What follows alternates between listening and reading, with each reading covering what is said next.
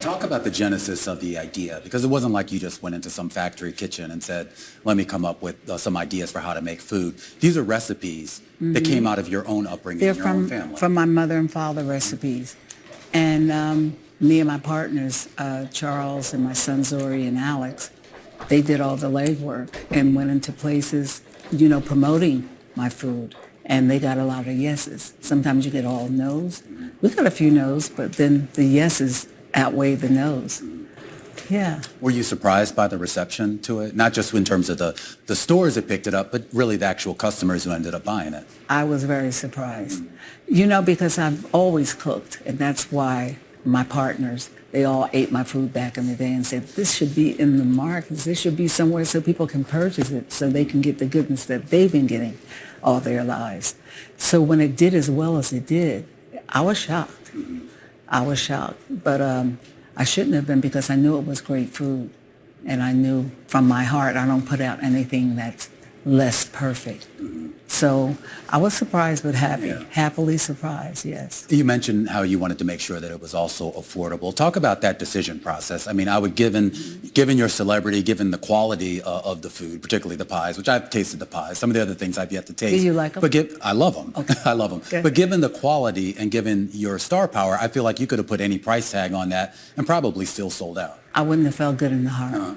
I would have been brokenhearted to sell something that I tripled the sales because I'm Patti Labelle. That's not good karma.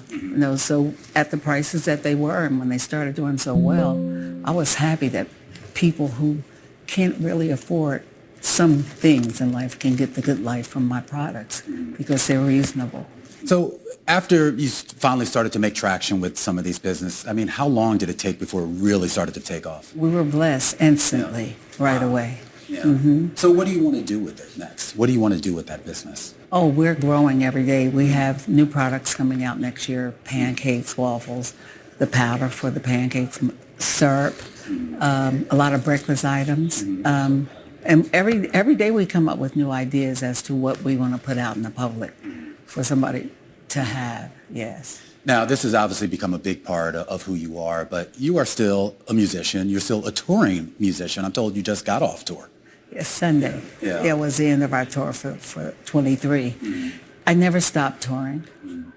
And the thing that makes me so happy is that in the venues, they're like sold out with no record in 20 years.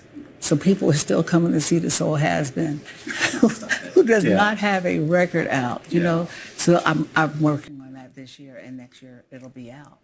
But I'm just happy touring. I mean, I love to tour.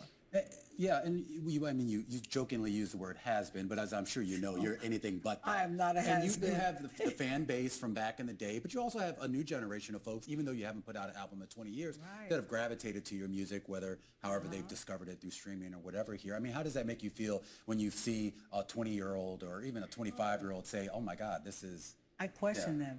I'll say, do you like me because your mother liked me? Or do you like me because you heard me and you said, I like her because I like her? Not because I meet a lot of young folks. My mother is crazy about you. She's this and that. I'm saying, this baby don't have a clue who I am or anything about me. They're speaking for their mother. So when I see them at my show now, I feel wonderful. It's a blessing. And what do you think of just about the changes, though, in the music industry? I mean, the way artists make money has changed a lot from, the 60s, 70s, 80s to where we are now. The way they're doing it now, social media. See, I didn't have that when I was, you're with record labels. These kids have their own music, their own thoughts. They put it out themselves, and they make money. So it's a great thing about social media. The way it's given people a chance to sell their product, to sell them. So that's a great thing.